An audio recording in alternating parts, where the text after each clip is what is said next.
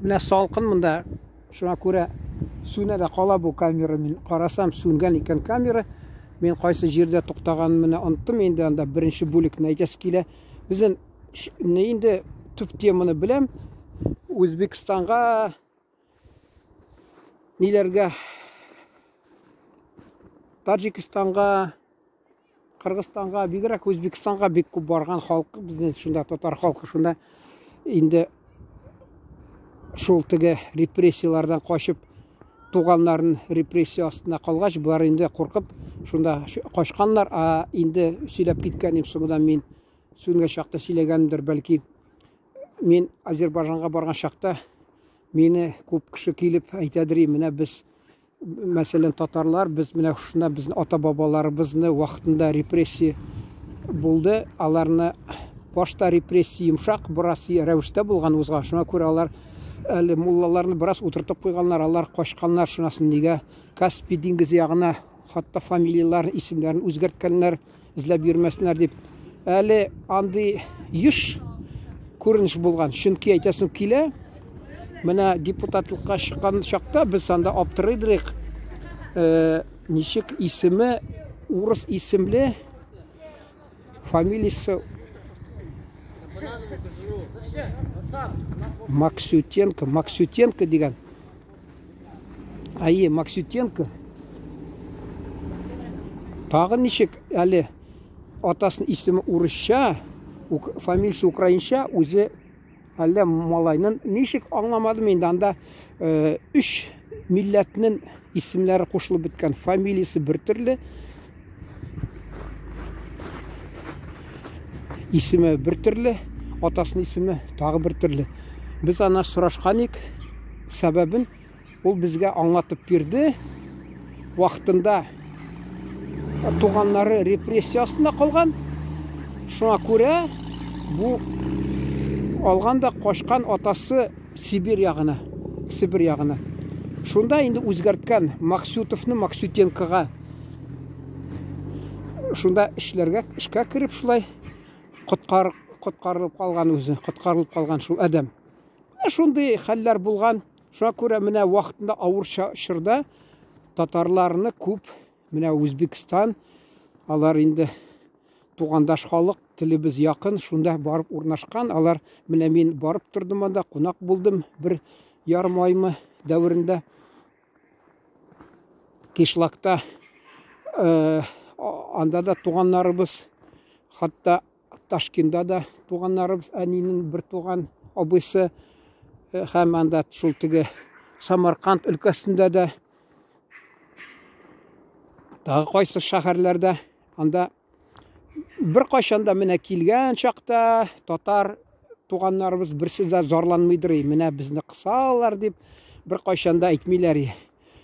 Хатта ул теге Үзбекстаннан килгән әбиебез, алар үзбәк телен беләдер. Мен әле Үзбекстанга без баргач, ул остагына шулар белән сөйләшәдер.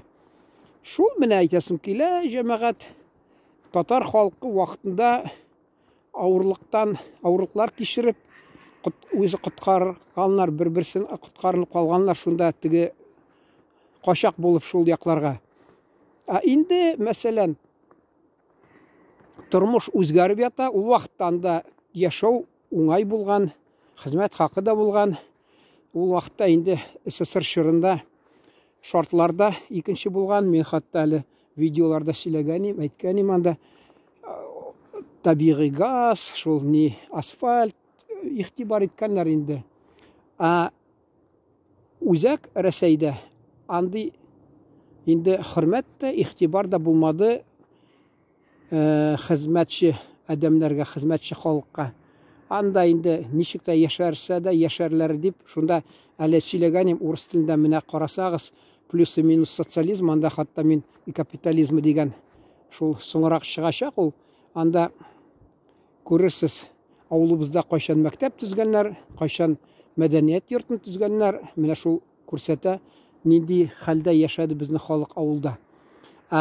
Ул якларда бераз хөкүмәт ни сәбәпле белмим, бәлки лайыклы да булгандыр инде ул анда. Алар мәсәлән, чөнки алар пахта җыеп, авыр эштә эшләп инде бер ягыннан уңай дип әйтеп була, тормыш әйтеп булмый тормышларын. Шуңа күрә аларга инде лайыклыдыр алар, шуларга хөкүмәт аларга бераз игътибарын күбәйткән безгә караганда. Инде менә хәзер, шул әйтәсе килә, алар беркайчан бер яман сүз әйтмидер үзбәк халкында, яманлап әйтмиләр үзбәкләрне. Алар үзбәкләр хакында бик яхшы тик сүз буладыр аларда. Бәя бирәләр, тырыш халык шундый күп яхшы якларын безгә яктыртып, ачыктан ачык сөйләп торалар. Шуны әйтәсе килә. Мин ул темага бәлки дәвам итермен, сөйләрмен. Әле хәзер хоккей башлана безнең Ак Барс уйный. Шуңа күрә мин инде тамамлап теманы куясым килә. Хәзер тагы бераз сөйлим дә, шунысын дәвам итәсем килә. Чөнки безне хатта шул үзбәк кардәшләребез карап тора, казак кардәшләребез карап тора. Минемчә, мин шундый фикердә торам. Безнең татар халкы авыр чакта исендә тотып торсын. Авыр чак була, төрле вакытта була ул. Шуңа күрә ул бер-берин телләрен белү бик әһәмиятле дип саныйм. Менә мәсәлән, хәзер алар килеп монда татар телендә өйрәнә дип ышанам. Таҗиклар алар, мәсәлән, алар инде таҗик теленнән, фарсы теленнән күп бездә алынса да сүзләр, алай татарча бик белми. Үзбәк, мәсәлән, кардәшләребез, казак кардәшләребез, кыргыз кардәшләребез, аларга татар телен ятлап алырга, өйрәнеп алырга бик уңай. Чөнки телләребез бик якын, бераз тик кайсы сүзләр алынып аерылып тора сүзләребез, икенче сүзләр кулланабыз. Күбесенчә якын сүзләр безнең лексикабыз. Ул менә дөнья хәлен белеп булмый дип әйтәләр татар халкында. Шуңа күрә ул мәсәлән теге Үзбекстанда торган татарлар бит, татарлар татарча белеп, хатта Таҗикстанда торган татарлар татарча белеп, Кыргызстанда кыргыз телен беләләр. Хәзер инде менә вакытлар үзгәреп бара.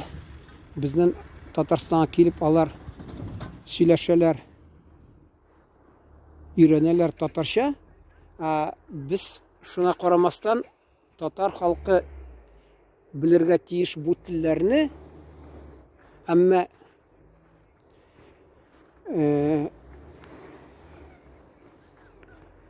хәзер глобализация дип әйтәләр. Шул глобализация бездә төрки халыклар арасында да актуаль рәвештә